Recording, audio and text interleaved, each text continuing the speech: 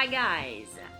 Okay, so in this lesson we're going to tackle the third conditional, and you'll see it's really easy. Fingers in the nose, as French people would say. Okay, let's go. Okay guys, let's do some conjugation first. Don't forget, you really have to know your verbs. Take, took, taken, buy, bought, go, went, gone. Okay, now for conditional 3, you're going to use in the if part of the sentence, you're going to use if I had plus the third column. Okay, so let's go. If I had taken, if I had bought, if I had gone. Now, if I had been is usually pronounced if I'd been, if I'd slept, if I'd written. Okay? If it's a negative sentence, no problem, you just say if I hadn't sold, if I hadn't said, if I hadn't bought, etc. In the second part of the sentence, we use I would have plus column 3. So I would have taken, I would have bought, I would have gone. Now this is usually pronounced I would have written, I would have sent. And some people say I'd have sold, I'd have gone, I'd have written. Okay? And if it's negative, no problem. I wouldn't have gone, I wouldn't have gone. If you go really fast, I wouldn't have done that, I wouldn't have. So let's sum this up. Here you're going to have if I'd been, or if I hadn't been, if I'd known, if I'd taken. And here you will use I would have had, I would have gone, I would have taken, or I'd have taken, remember? And if it's negative, I wouldn't have eaten. So again, the conjugation is really, really easy. Let's compare it with French. French is much, much more difficult because you have two auxiliaries. You have être and avoir. Some verbs are used with avoir, si j'avais pu, si j'avais voulu, si j'avais fait. And some verbs are used with être, si j'étais parti, si j'étais arrivé, si j'étais tombé, and si je m'étais trompé, si je m'étais renseigné. And here, j'aurais fait, j'aurais pris, j'aurais mangé, je serais parti, je serais allé, je serais tombé, and je me serais trompé, je me serais renseigné, and so on. So, fingers in the nose again. Huh? In English, only one formula. If I had plus 3, I would have plus 3. Much easier. Now, I would like to point out that some students use conditional after if. Sometimes you hear si j'aurais. Please don't do that. It's a huge mistake. It's horrible. Okay? So these sentences are used to describe something that is unreal, a little bit like conditional 2, but in the past. So let's go back to conditional 2 with this sentence here. If I had a car, but I don't have a car, this is now, I would drive you to the airport now. Okay, so it's unreal conditional in the present. Now, these sentences here you will say if I had had, if I'd had a car, but yesterday I didn't have a car.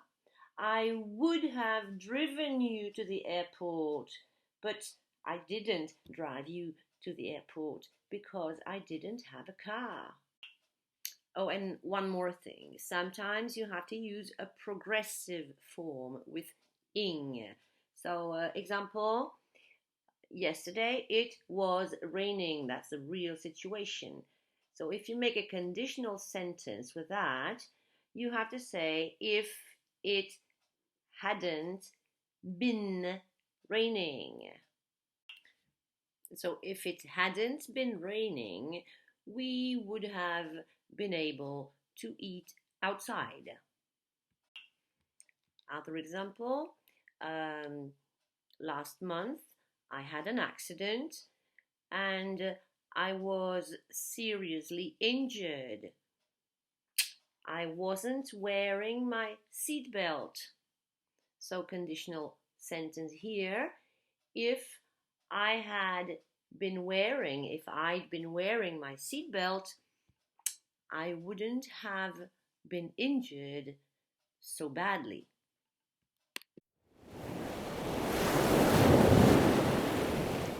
Bridget loves to travel. A couple of years ago, she saved enough money and off she went to Borneo. Seeing proboscis monkeys had always been on her bucket list. Bleh. Bleh.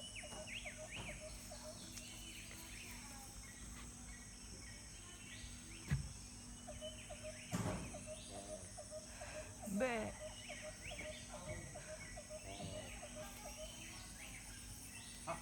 Bleh. She had to travel through the jungle at night, and fortunately she had a torch. You're right. If I hadn't had a torch, I would have got lost. Fortunately, she was wearing leech socks.